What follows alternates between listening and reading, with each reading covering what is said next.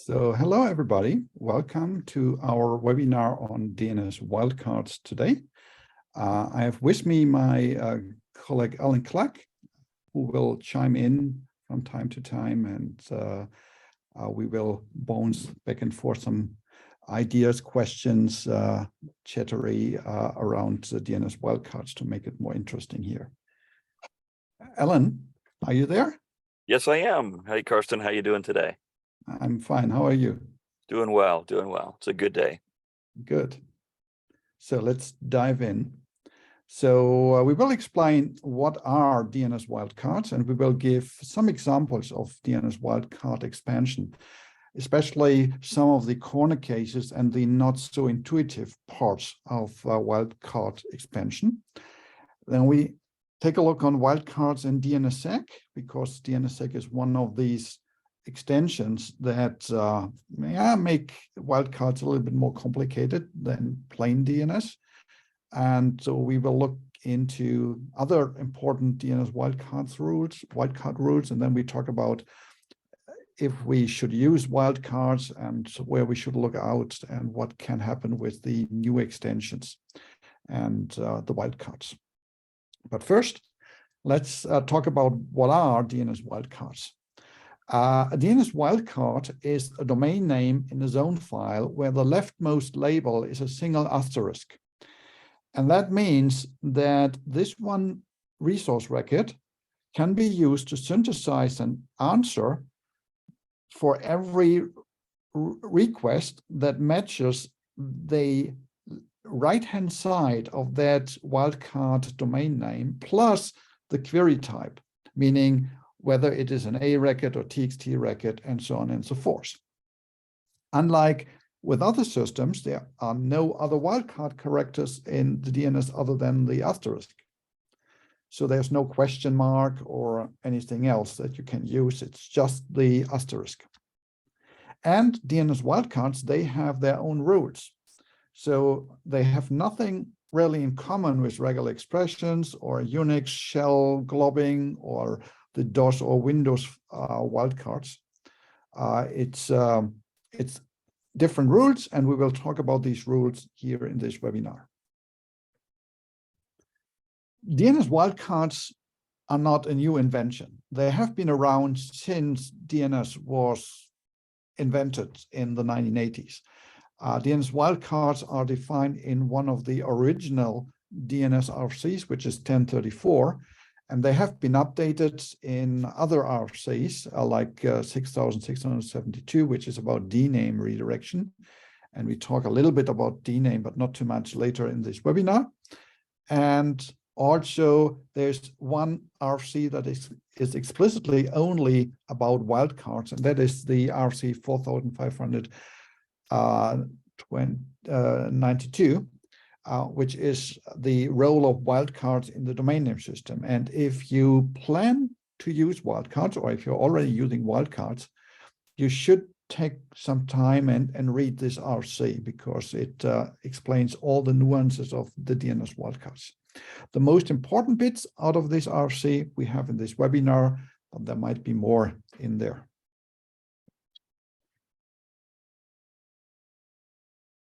So DNS wildcards, here we have three examples of valid DNS wildcards. So the first one is a wildcard for all domain names ending in example.com, and it will return an A record with this IP address 192.0.280. The second one is a wildcard that matches everything that ends in company.example.com, and it's an MX record.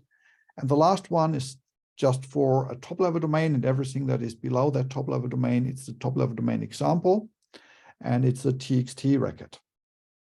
So a wildcard is bound to its record type. A wildcard for TXT record will never be expanded for a request, let's say, for an A record or a quad A record. It will only work for the TXT record. However, as we will see, it will influence the name resolution for all the other record types that are not TXT records. Here we have examples that are not wildcard records. They are just normal domain names, meaning the asterisk is just a valid normal character in a label inside the domain name.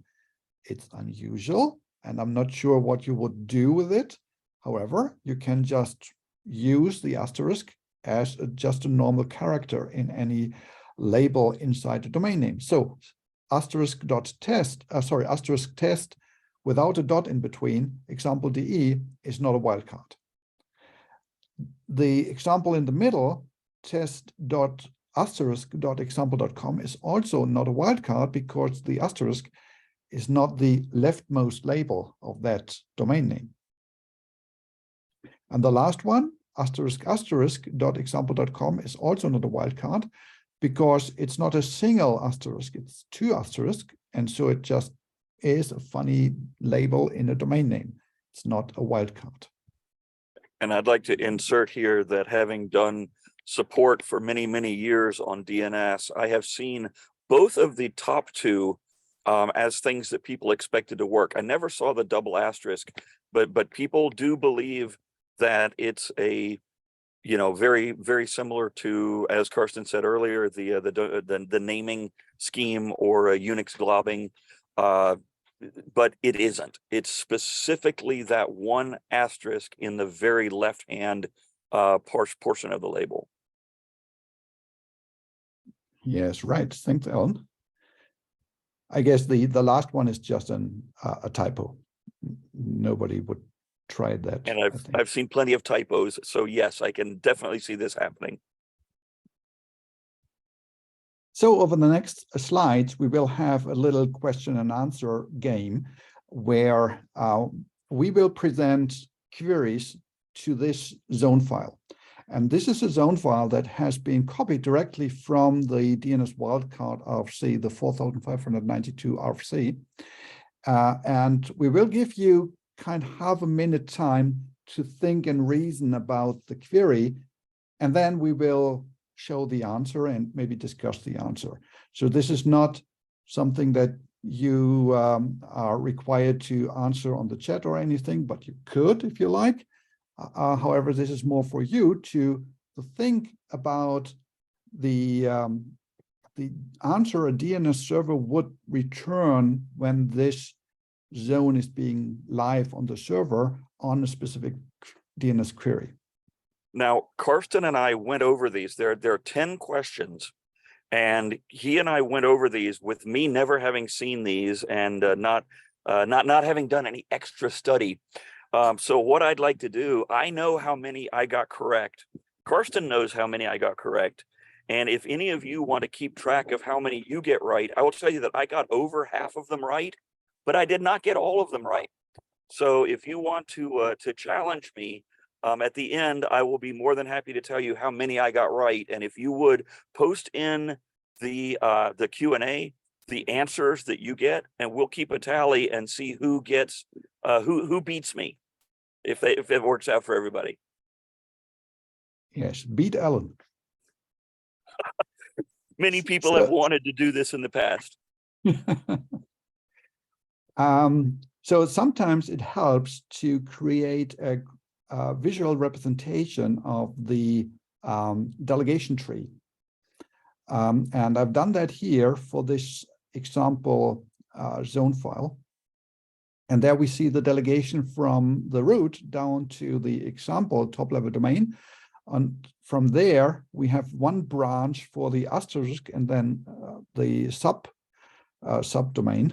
Then we have in the middle host 1 and host 2 with SIV records with underscore TCP and underscore SSH. And then we have a delegation outgoing to some other servers, which is the subdel.example. And here's question number 1. And we start with a relatively easy one. So this DNS server hosting this zone gets a query for host3.example.mx record. And now try to look up and see what would be the answer.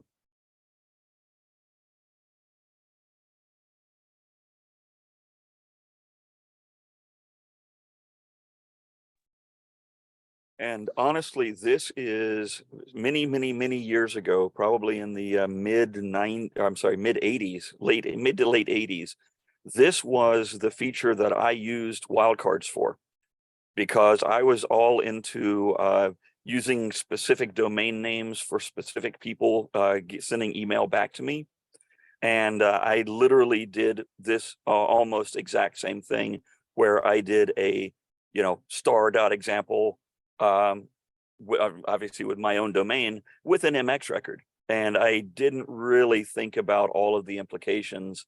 And until this webinar, I honestly hadn't either. So my eyes are now open. So I'm about to reveal the answer.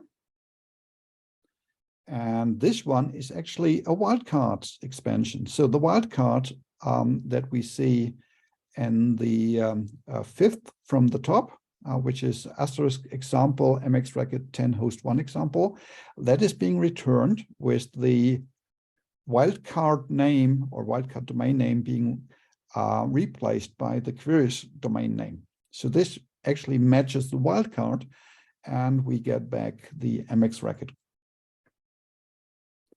So here, not really something special. This is how wildcard should work. But how about if we receive a request for the same domain name, host 3 example, but an A record?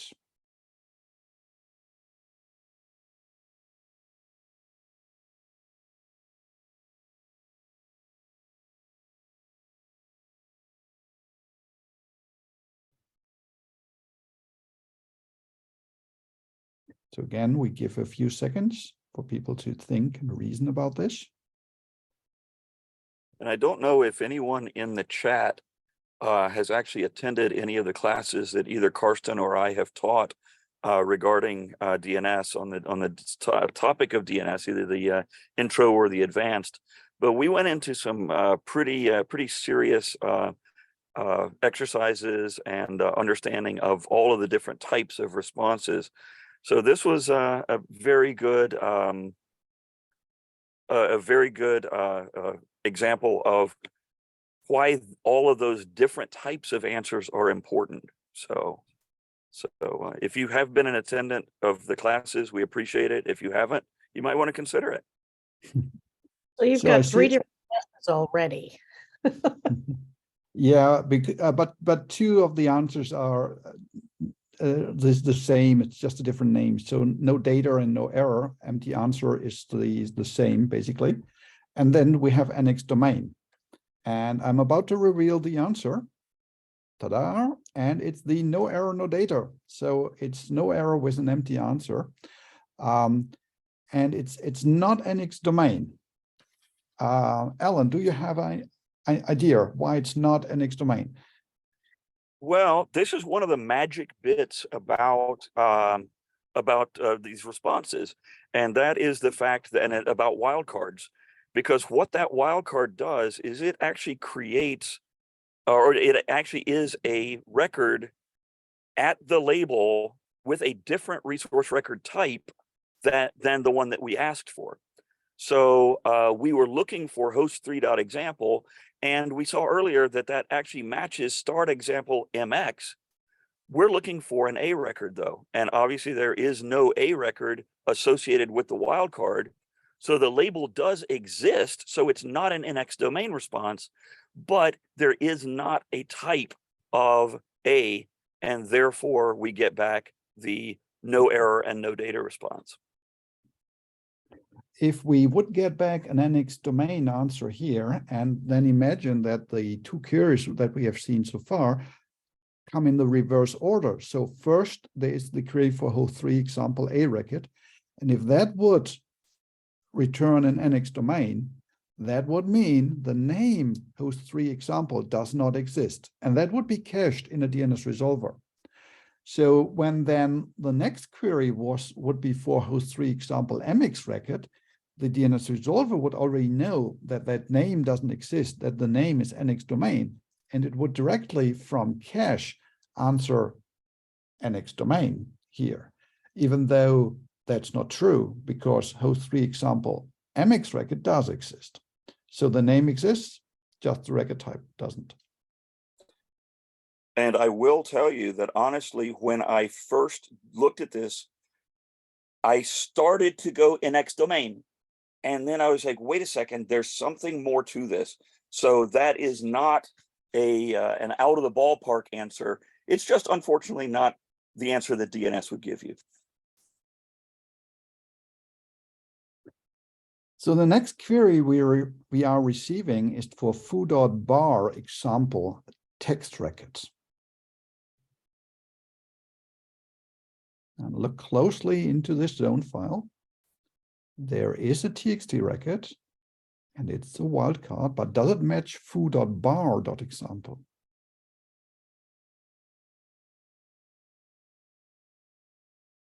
Again, we wait a few seconds for everyone to think about this.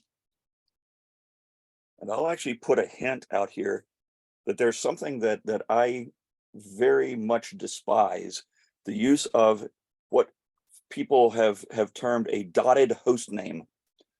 And I find it to be objectionable, but I do understand why it's used, but I don't think it should be a thing, but I am not the one making these decisions. I was just gonna vote for NX domain, but it sounds like you gave us a clue. I may have given a clue. So I'm about to reveal the answer, and it is actually a wildcard expansion. This is because the wildcard character, the asterisk, is matching any number of labels on the left-hand side, no matter how many. We can have 2 labels, 3, 4, 10, even hundreds, if that fits in the domain name and the labels are small enough.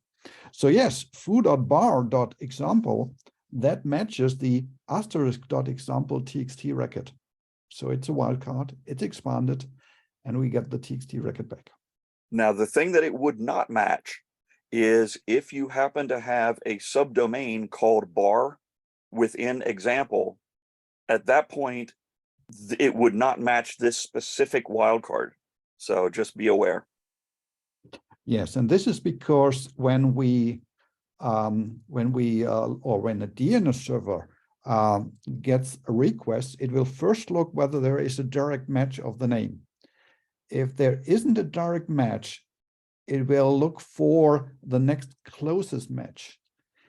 And if the next closest match is a wildcard, then we have a wildcard expansion. But if the next closest match exists but is not a wildcard, then we have just a negative answer. So next question, question number 4, host 1 example MX record.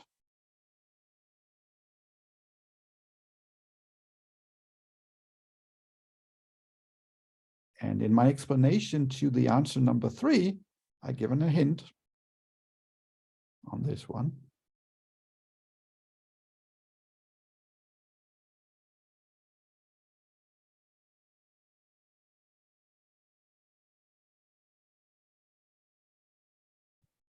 So I'm about to reveal the answer, and I see there's at least one correct answer in the chat, and the answer is it's a no error, no data. So it's an empty answer, a negative answer, meaning the name exists, but the record type doesn't. And the reason here is we have host 1 example in the zone. So there's a direct match for the name, but we only have an A record in the zone, no MX record. Because we already have the name, and the wildcard only expands on the name, not on the record type, we have a no data answer here, meaning the name exists, but the record type doesn't exist. Next question. We ask for sub.asterisk.example MX record.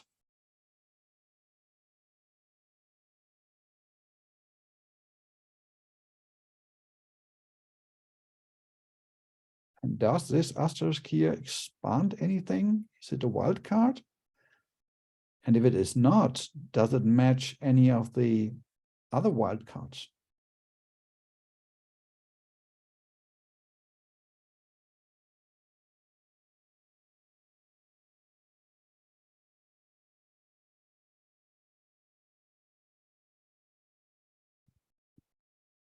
So this again is a no error, no data answer.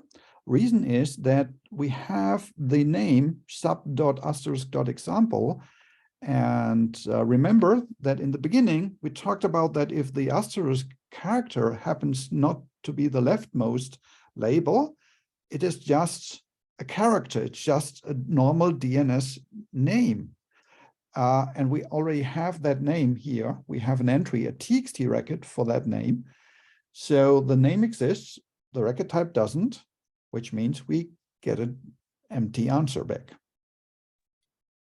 Yeah, the use of the asterisk as a legal character in a label is something that to me is just mind-bending. I don't think of anything except basically, you know, the 7-bit A through Z, 0 through 9 dashes and underscores. I never think of using an asterisk as an actual character in a label. But guess what? It's legal. So, and it causes issues when you look at that and go, oh, that's an expansion, but it isn't. Yes, and there's a question here in the chat about whether it would be serve fail if the server rejects the zone file due to the asterisk being in the middle. That could be, that would be implementation dependent, but it would not be strictly DNSSEC compliant. Of course, implementation could do that, but I'm not aware of any implementation that does this, but there might be one out there. Question number 6, _telnet._tcp.host1example SRV record.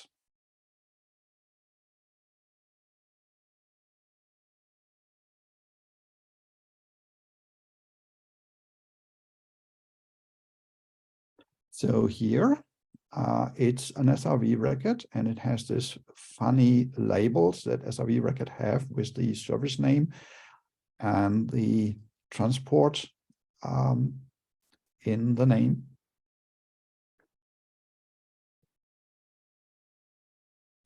And we don't have a name _telnet in the zone. We have _SSH.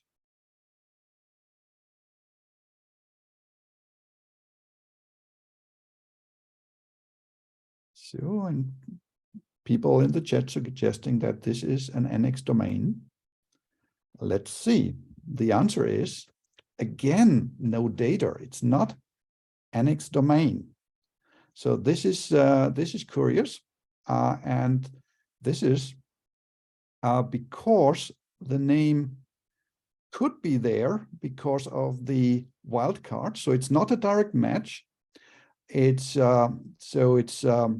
it's not direct wildcard expansion of, sorry, it's not a direct match, so we don't have the name in the zone. So it could be a wildcard expansion, could be a wildcard expansion of any names of the wildcards that are there, the star.example, but it doesn't match the record type. And because of that, we get a no data, even though that name doesn't really exist in the zone file. So this is a very surprising answer, but it is written or it's defined that way in the RFC, and we will look into that, why that is a little bit later in the webinar. Number 7, host one example, a record.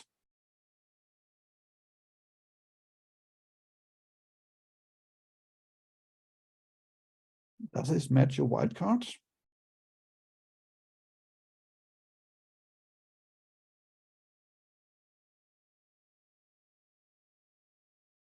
Yes, so we have exactly that name and that type in the zone file, and I'm revealing the answer here. This matches directly the A record in the zone file. And then, of course, we don't have any wildcard expansion. If we match the name and the record, we just return that one. Number 8, host.subdel.example a record. No, that name doesn't exist. At least not in this zone file.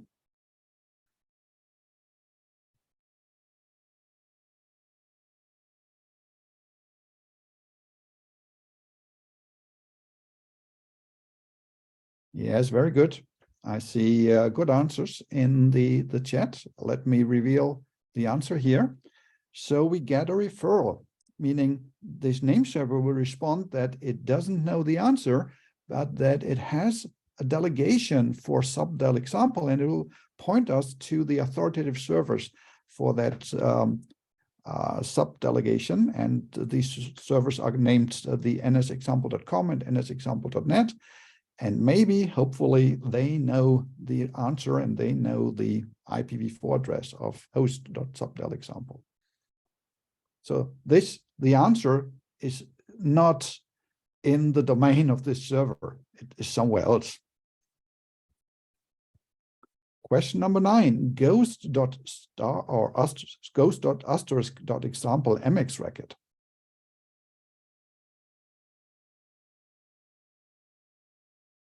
This is possibly one of the most tricky.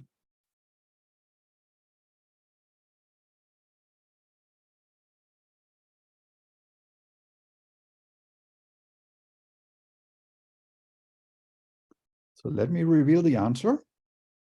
This is again a no error, no data.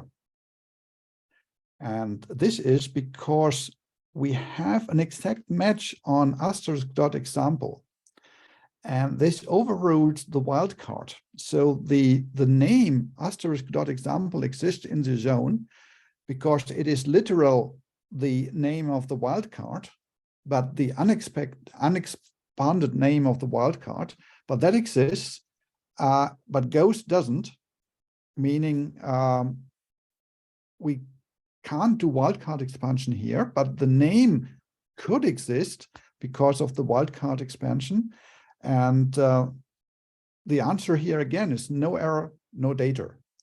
And basically, if we could have a wildcard expansion, the answer is never NX domain, because the name could exist in one or the other situation.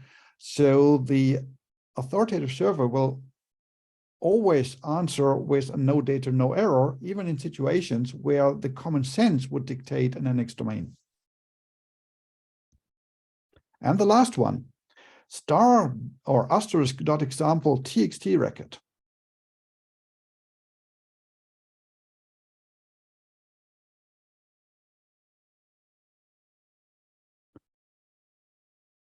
This is again a tricky one, or maybe not a tricky one.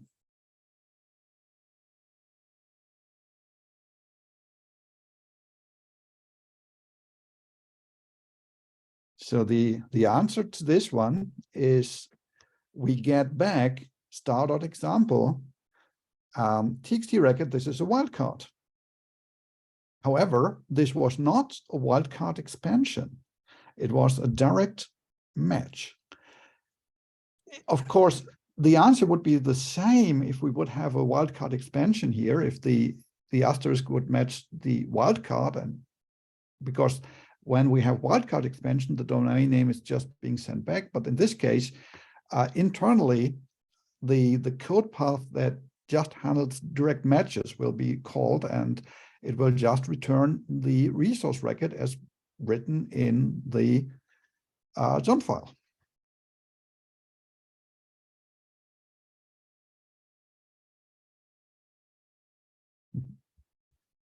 So, Alan, who beat you? Well, JP beat me because he says he got a 10 of 10. Was anybody else? So I got 7. I will admit that I am obviously a less than perfect example of a DNS person. I got 7 of 10. Congratulations to Peter for my coworker for getting 8 of 10. I now know who to go to with all of my bind questions. Anyone else get 7 or above?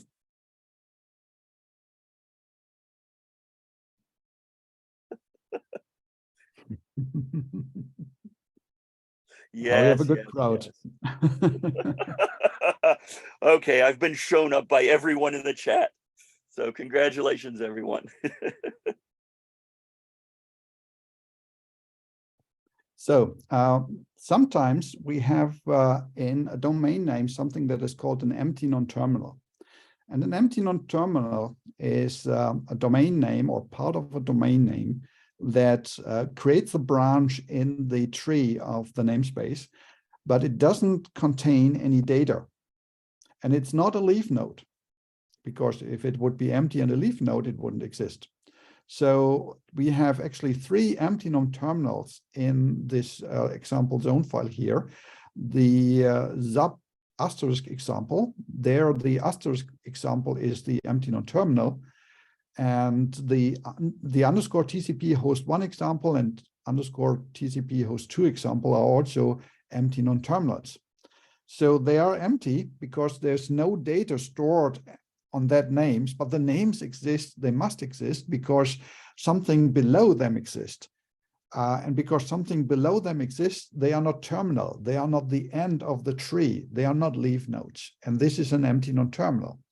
These empty non-terminals are important for understanding when wildcard expansion happens, because if for any domain name in the request, if there exists an empty non-terminal, or even a name with data, which would be then non-empty, then we can't have a wildcard expansion because that name already exists in the zone. We can only have wildcard expansion for names that don't exist in the zone, not even as empty non-terminals. And the way how that works is what the RFC says, looking for the closest enclosure and then the source of the synthesis. So the closest enclosure is the domain name in the zone file that matches most specifically the domain name that is being requested. And then if we have the closest enclosure, then we look for a wildcard domain on that closest enclosure. And if that doesn't exist, then we don't have a wildcard expansion.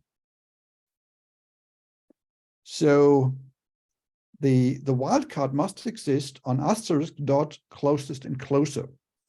And the closest enclosure is the best match of the query name with any name that exists in the zone file. Yes, and the definition and the language coming directly out of the RFC is not easy. And it requires multiple of readings to half understand what's meant here. And I hope I have now managed to explain that in more easy terms, but you judge. I'm not sure. Here's some examples of the closest enclosure and then the source of the synthesis. On the query that had host 3 example, the closest enclosure was example, and there is an asterisk dot example, so that's the source of the synthesis, meaning we have a wildcard expansion. On dot underscore telnet underscore TCP host 1 example, the closest enclosure is underscore TCP host 1 example, and there is no wildcard on that closest enclosure, so we don't have wildcard synthesis. And the same is true for underscore DNS underscore UDP host 2 example, where the closest enclosure would be host 2 example, and there's also no source. On the underscore telnet underscore TCP host 3 example, which we didn't have in the queries, but we could see any queries for that, that would again match example and the asterisk dot example, and the same would be true for underscore chat underscore UDP host 3 example. And then for foobar star example, the closest enclosure is actually star or asterisk dot example, and that is no source because it matches literally the name of the wildcard. It would match a wildcard that is written asterisk dot example, but nobody with a sane mind would do that. Would you? I hope not.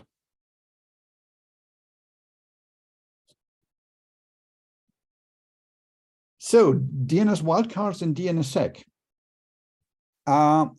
In DNSSEC signature records, we have a field that is especially there for wildcards.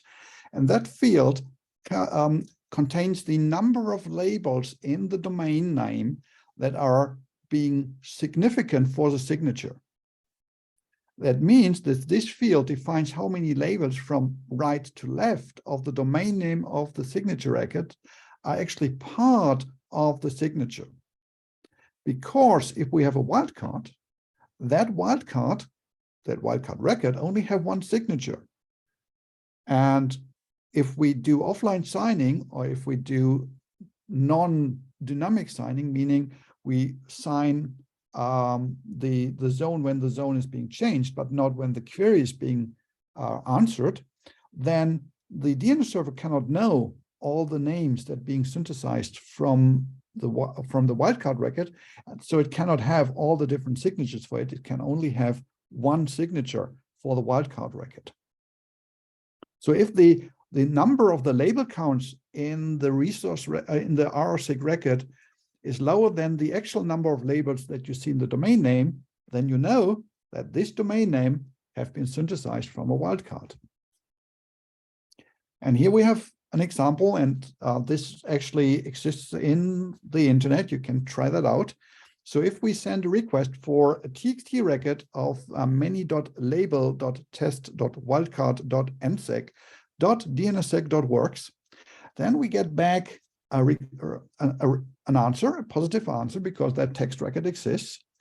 And if you look closely in the RSEC record, and there in the third field, you see the number 4. And this number 4 tells us that from the domain name, from right to left, sorry, this is a picture. So works and DNSSEC and NSEC and wildcard, these are actually the names that exist in the domain name.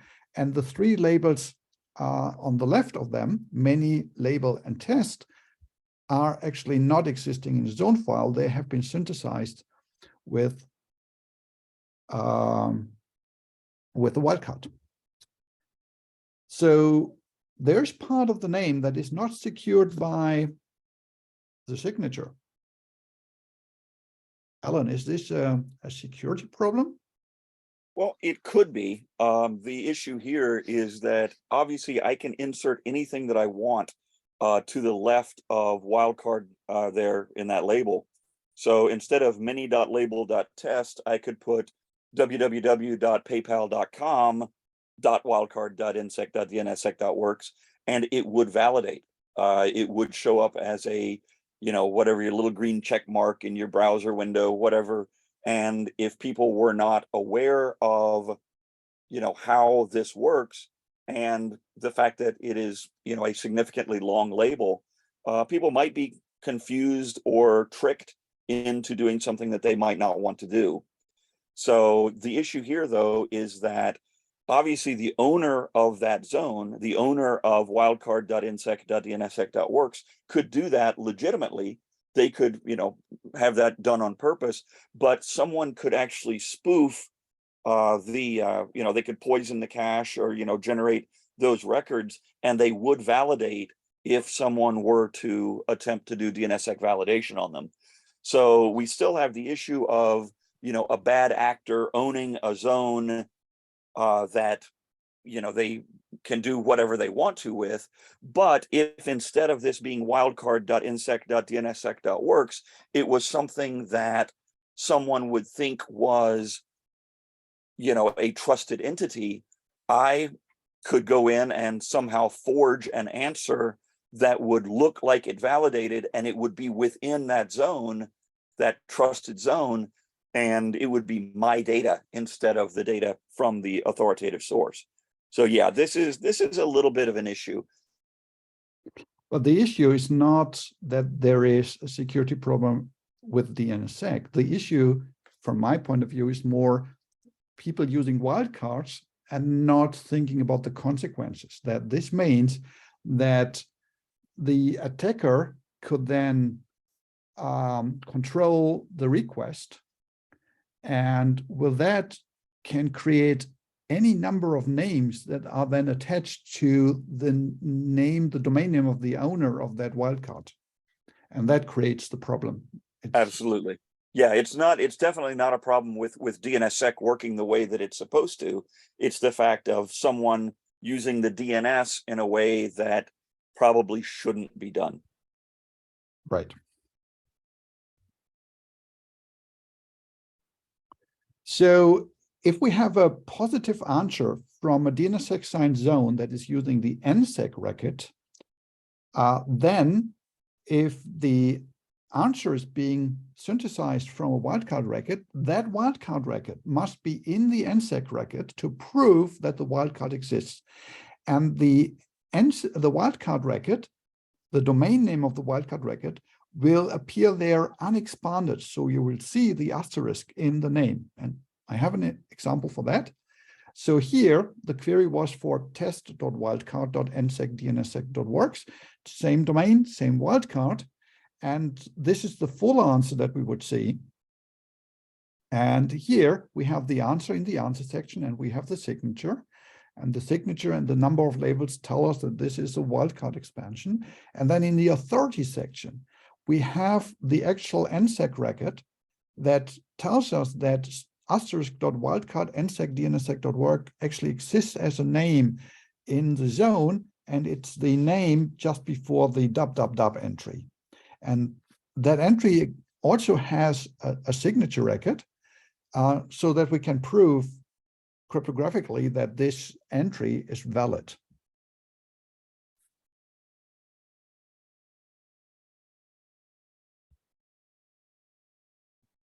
When we get negative responses from a DNSSEC NSEC signed zone, meaning we get an NX domain or no data response, then the wildcard record will be treated as is for the NSEC denial of existing proof, meaning the wildcard records are not expanded in the NSEC chain, because, as you might know, the NSEC chain creates a linked list across all the names that exist in the zone. And if we get an NX domain, then we will get the NSEC record that tells us the name that exists above and below the name that we have requested. So it proves the gap where our name doesn't exist, and therefore it gives an authenticated denial of existence. And in this chain, we see the wildcard record also in the unexpanded form with the asterisk. And here we have an example. If we ask for a TXT record of NSEC, DNSSEC works, that TXT record doesn't exist for that name. We get a no error response, and it's a DNSSEC validated response. In the authority section here, we see that NSEC DNSSEC work points to asterisk wildcard, NSEC DNSSEC works, and it lists all the different resource record types that exist for this name, and TXT record is not among them.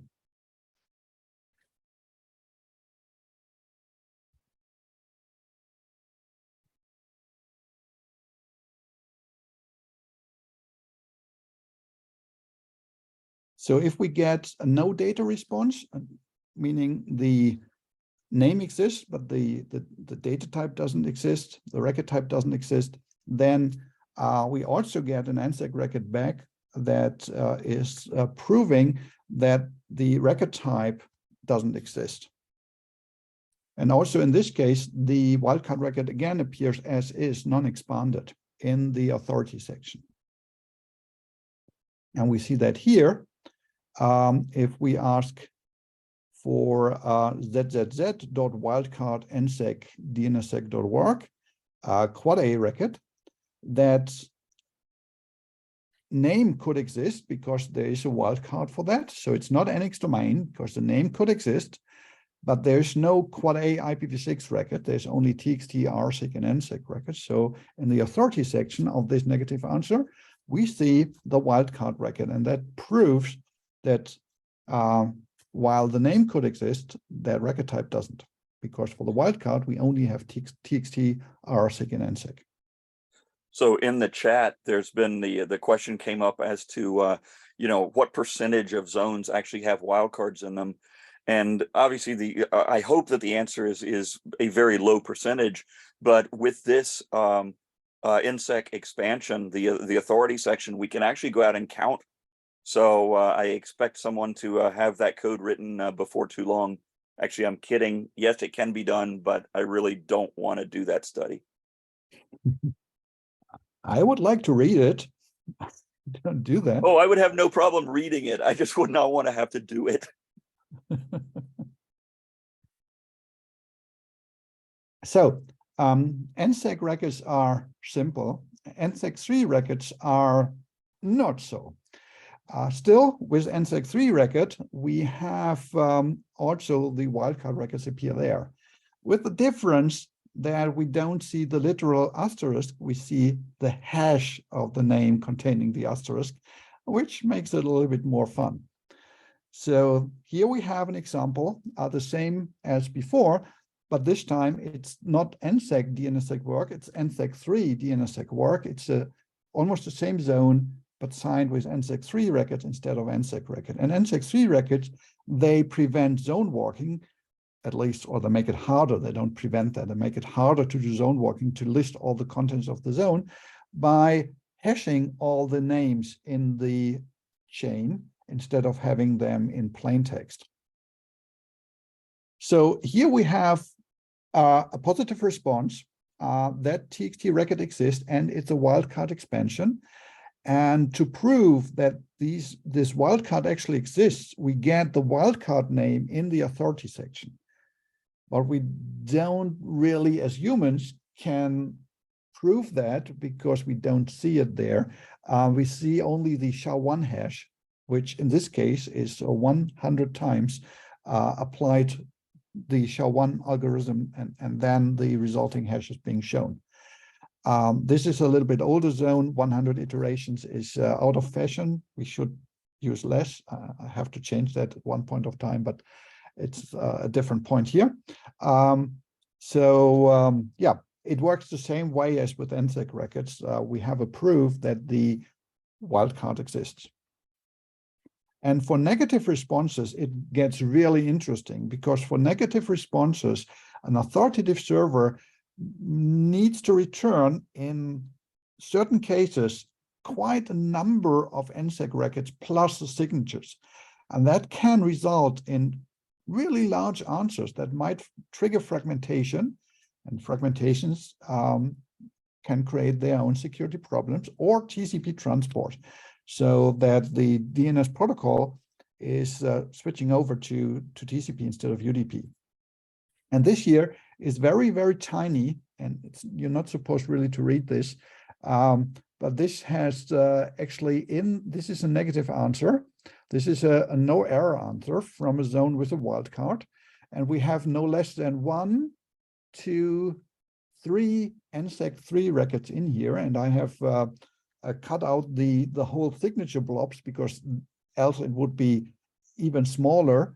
And this answer here, which is a just normal answer from the zone, is 1,300. Let me zoom in. 1,387 bytes in size, and this is over the threshold of 1,232 byte, which modern DNS servers have as a threshold for UDP. So this will switch over to TCP or will fragment in the worst case. And this is something that you might want to avoid if you use DNSSEC and wildcards and RSA in the same zone. It's probably fine to use NSEC 3 and ECDSA or ED 25519 in a zone, because they have much smaller signatures. But with RSA algorithms or even post-quantum algorithms, we get too large answers.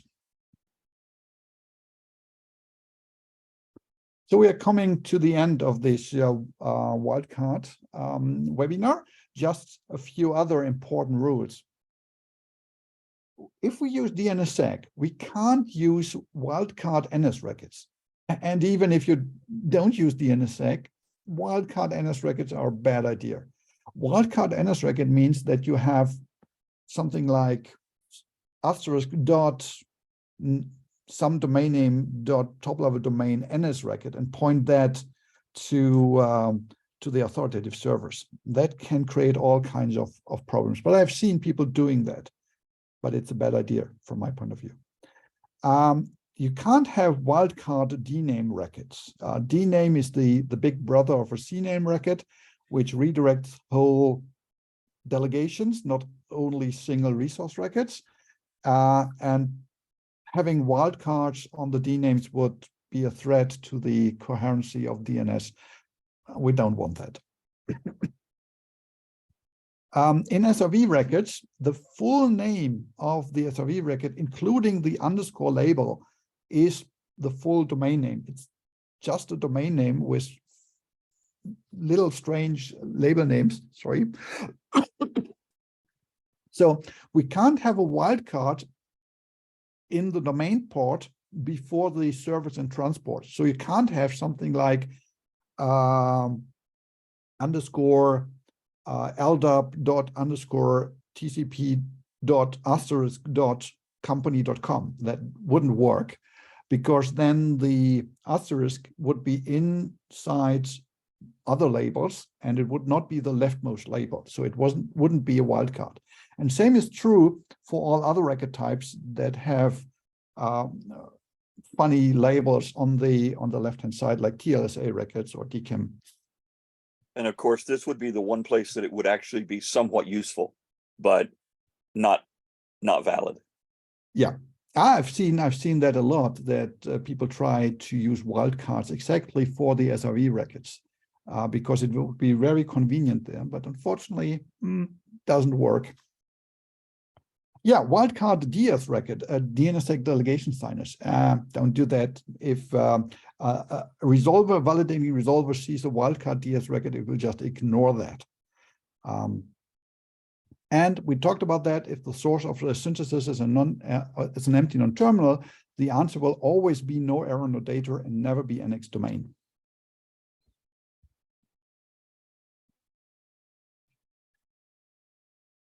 Because it's a common problem that people try to have the asterisk in the middle of a domain name, bind 9 checks for that. It will, when you load a zone and it passes the zone, it will look for this situation and it will log a warning in the log files. Of course, in order to fetch that, you have to look into your log files and see that. It will not terminate and don't load. It will load the zone and it will also load that record because it's a legal record. It will just inform you that if you have a single asterisk in the middle of a domain name, it's possibly not what you want to do. It's almost always an error. So wildcards, should we use them? I wouldn't. So especially be careful if you use DNSSEC and SEC3 and wildcards that can really create large answers. And if you do so, it's a good idea to monitor the answer sizes of the queries being sent back from your authoritative servers. Then, as Vicky pointed out in the beginning, there's more and more complex new features coming into the DNS, like response rate limiting, queue name minimization, response policy zone, serve stale, and all this. And they all interact with this wildcard feature. And that makes the DNS software more complex and error prone. And it's very likely that there is some bugs still hidden in bind and other DNS software that will break DNS wildcard processing in the future. So because of that, if there's a better alternative than using wildcards, it's possibly good to use these alternatives. And we talk about these alternatives on the next slides. So what alternatives are there? In the bind name server, you can use the $generate statement to create a larger number of uniform DNS resource records. So if you need to have some kind of accounting number in hundreds or thousands of resource records, or if you want to create names that look like IP addresses, and you want to create that for a certain network block, then $generate can help you with that. And that's also a one-time thing written in the zone file. It will expand in memory, so you need more memory in the bind server. However, this is usually today not an issue anymore. And if it is, we have a webinar in December on the topic of bind 9 and memory management. So you might be interested in that. In other situations, you could use a DNS server that can dynamically create and even possibly DNSSEC sign DNS responses from a program. An example for that is bind 9 with the dynamically loadable zones or the DINDB features, where you can have any kind of code that is running whenever a request is coming in for a certain domain name, and then that code will just synthesize the answer and send that back to the DNS resolver. Our DNS has something similar with the Lua backend, and the not authoritative DNS server has thin records that work also very similar. So you have there a choice of multiple implementations of authoritative DNS servers that can dynamically create DNS content. So this is just a collection of all the links that have been used in this webinar, all the RFCs that we talked about, and the link to the check wildcard documentation for bind 9. And the upcoming webinars on the 22nd of November, we talk about the new HTTPS records or SVCB record, which is the generic case of the HTTPS record. This is a new resource record that is already being used in the internet, and it promises to make name resolution for websites faster and deliver more new features to the web browsing experience. And we talk about that, how the HTTPS record works, which browsers and other applications currently support the HTTPS records, and if you want to create your own HTTPS record, how you would do that. And then on December, we talk about memory management in bind 9.16 and 9.18, because there had been a change from previous versions of bind to these versions, and we will look deeper into how memory management works, how you can debug that, and how you can control the memory consumption in a bind name server. And this is especially for the Linux operating system. So we will look deeper into Linux memory management and memory allocators in libc and whatever. So that will be exciting as well. And that concludes this webinar. And that is amazing. You actually finished on the minute. So I think I will pause the recording. So if anybody wants to ask a question, I can unmute them and you don't have to worry about ending up on the recording.